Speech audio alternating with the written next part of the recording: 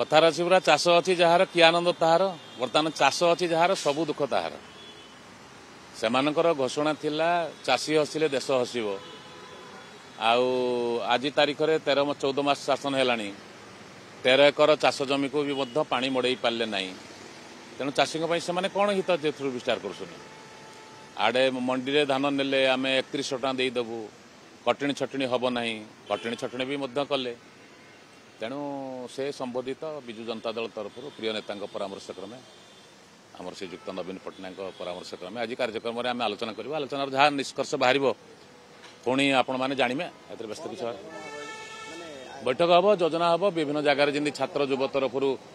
नारी मान प्रति अत्याचार संपर्क चारा ओडिशा चली जमी सौम्याश्री कथा आरंभ कर बलंगा पीड़िता संपर्क चली चली कार्यक्रम विजु जनता दल तरफ भी जनजागरण कार्यक्रम विभिन्न क्षेत्र में आज भी कार्यक्रम हम तेणु चाषी मान जहाँ निष्पत्ति नब से अनुसार कार्यक्रम आगे आम बढ़ू।